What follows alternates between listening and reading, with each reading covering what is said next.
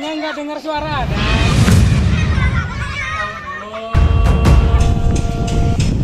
Jadi, Boleh nak, begitulah Bapak kisah akan cerita. ceritakan. Itu perjalanan Nabi Muhammad dalam waktu 1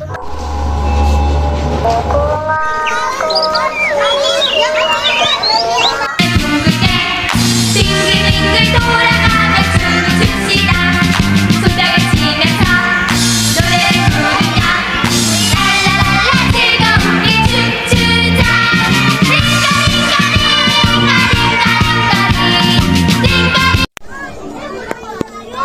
Assalamualaikum anak-anak Bapak.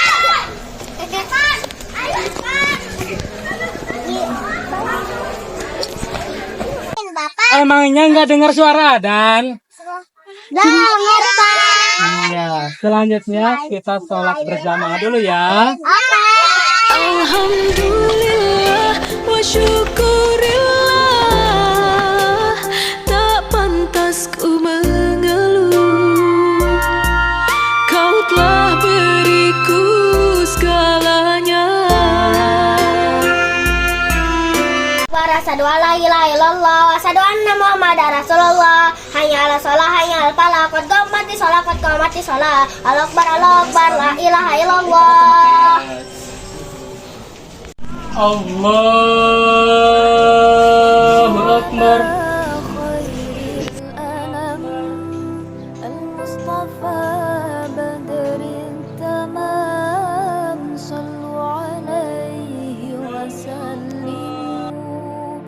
يشفع لنا يوم الزحام صلوا على خير الأنام. Bapak, aku mau nanya dong. Tentu boleh nak. Silakan mau bertanya apa? Peristiwa Isra Mi'raj itu apa ya Pak? Ya, sebelum Bapak jawab, ayo anak-anak ada yang hafal tentang Isra Mi'raj?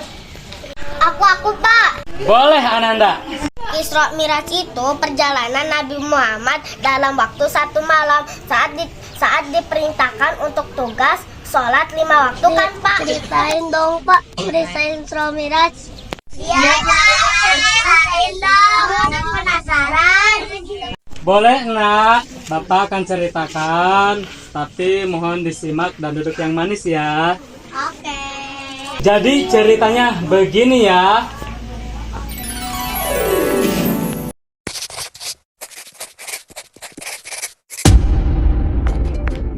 Apa sih itu Isra Mi'raj dan mengapa Isra Mi'raj bisa terjadi? Berawal dari kesedihan Rasulullah SAW karena dahulu kala dakwah Rasulullah ditolak oleh penduduk Taif. Penduduk Taif merupakan kota di Mekah di lereng pegunungan Serawat. Kemudian meninggalnya 2 tokoh besar Islam yaitu paman Rasulullah yang bernama Abu Thalib dan 3 hari kemudian disusul oleh istrinya yang bernama Sayyidah Siti Khadijah. Hal ini membuat seluruh penduduk muslim semakin sedih serta kaum kafir Quraisy yang semakin memusuhi Rasulullah. Dengan ujian ini, Allah Subhanahu wa Ta'ala memerintahkan malaikat Jibril untuk mengajak Rasulullah melakukan Isra dan Mi'raj. Di mana Isra adalah perjalanan dari Masjidil Haram ke Masjidil Aqsa dan Mi'raj adalah perjalanan dari Masjidil Aqsa ke Sidratul Al-Muntaha. Pada tanggal 27 Rajab tahun 621 Masehi, malaikat Jibril bersama Buraq menjemput dan mengajak Rasulullah untuk melakukan Isra Mi'raj. Dalam perjalanan Isra dimulai dari Masjidil Haram dan berhenti pada 4 tempat untuk melakukan sholat sunnah 2 rakaat. Tempat berhenti tersebut ialah sebagai berikut. Yang pertama adalah kota Madinah, yang dimana di sana adalah tempat Rasulullah melakukan hijrah. Yang kedua adalah Tur Sina, yaitu adalah tempat di mana Nabi Isa alaihissalam berbicara langsung dengan Allah Subhanahu wa Ta'ala. Dan yang ketiga adalah Baitul Lam, dijelaskan bahwa di sana adalah tempat kelahiran Nabi Isa alaihissalam. Dan yang keempat adalah Masjidil Aqsa, di sana adalah tempat Rasulullah SAW melakukan sholat sunnah 2 rakaat bersama para nabi sejak zaman Nabi Adam sampai Nabi Isa yang turun langsung dari langit. Kemudian Rasulullah SAW melanjutkan perjalanannya. Perjalanannya ini disebut dengan Mi'raj, yaitu perjalanan dari Masjidil Aqsa naik ke Sidratul Al-Muntaha.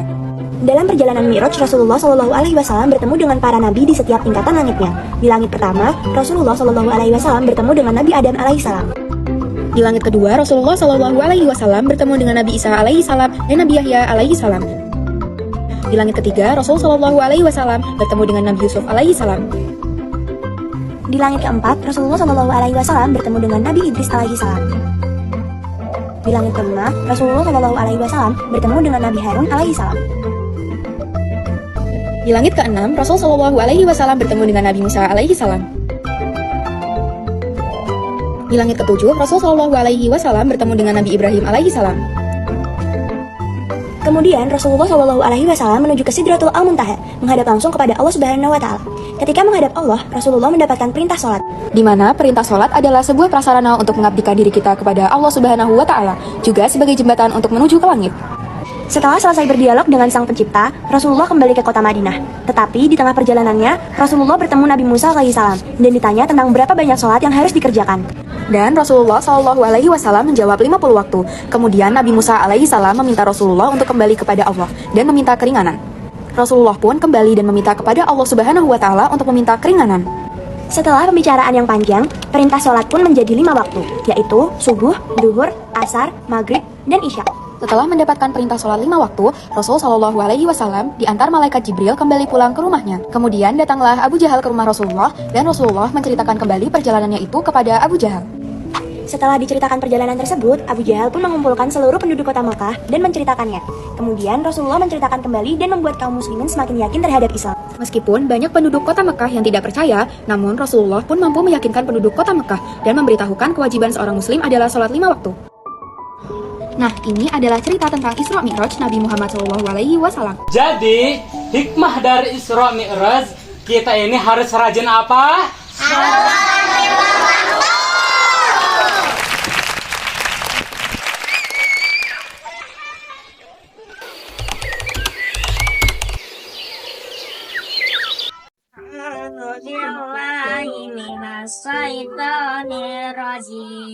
Bismillahirrahmanirrahim. Subhanalladzi asra bi'abadihi lailam minal masjidil haram ilal masjidil aqsal ladzi barakna haulahu linuriyahu min ayatina innahu was-sami'ul basir. Shadaqallah. Dengan menyebut nama Allah yang Maha Pengasih Lagi Maha Penyayang. Maha suci Allah yang telah memperjalankan hambanya pada malam dari Masjidil Haram ke Masjidil Aqsa yang telah kami berkahi sekelilingnya agar kami perlihatkan kepadanya sebagian tanda-tanda kebesaran kami sesungguhnya Dia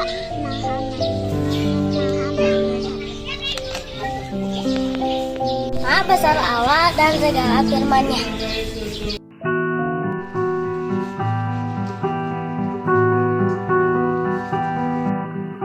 Ya Rasulullah, rindu kamu tak pernah sudah, cinta padamu tak pernah dengan menuruti titah meniti jalan sunnah bagai suasana berkepungan kepada hidup Indonesia